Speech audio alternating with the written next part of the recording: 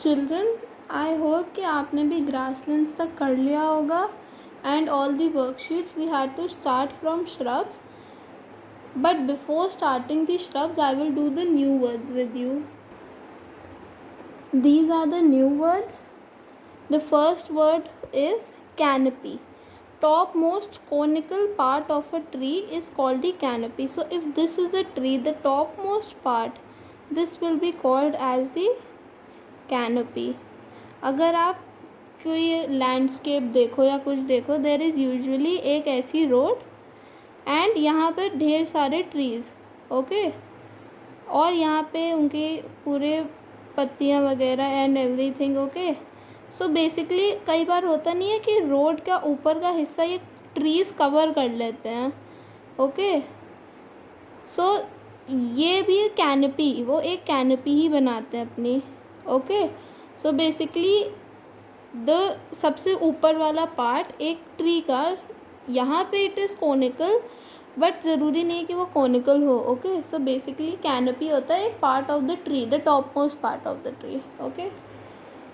The second word is meadow. A piece of land covered with mosses, lichens and short grasses in cold regions during short summers.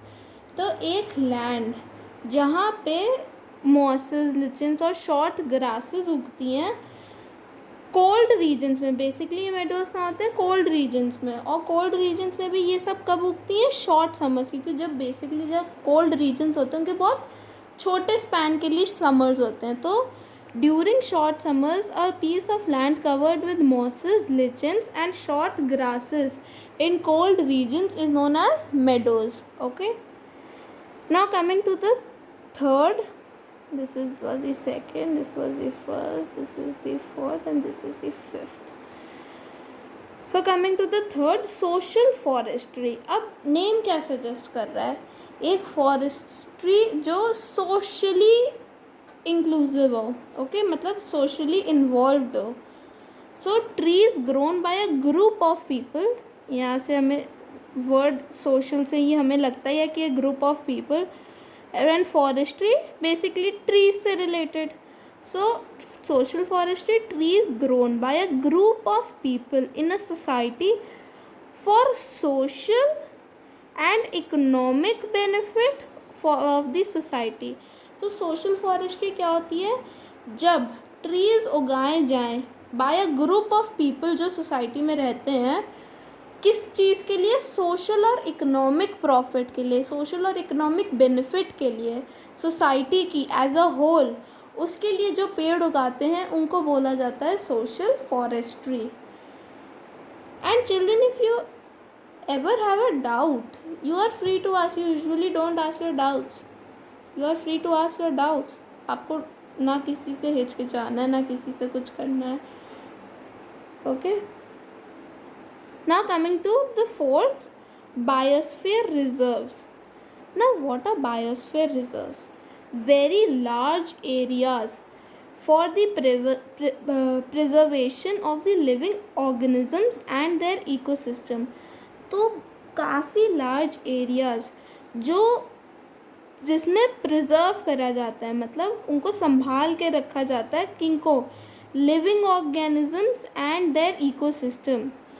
So basically preservation of wildlife, okay, living organisms and their ecosystem, उनको रखा जाता है biosphere reserves में, ताकि basically इनको या तो endangered होती हैं या तो वो काफ़ी हाई लेवल ऑफ थ्रेट पर होती हैं, तब इनको बायोस्फीयर रिजर्व्स में रखा जाता है.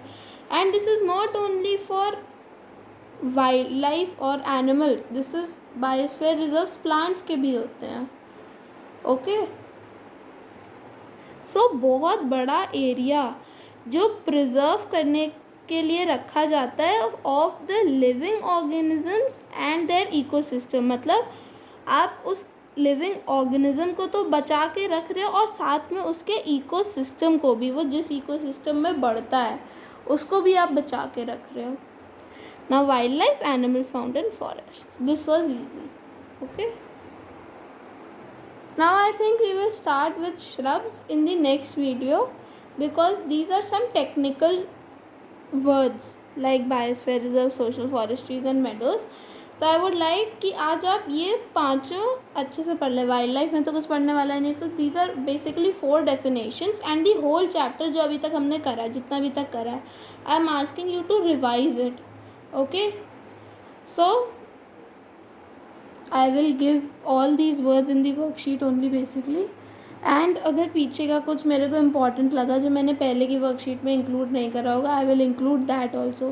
सो रिवाइज दी चैप्टर जितना हम लोग ने करा है, मतलब ग्रासलैंड्स तक पूरा रिवाइज करना है. And go through these new words, learn these new words.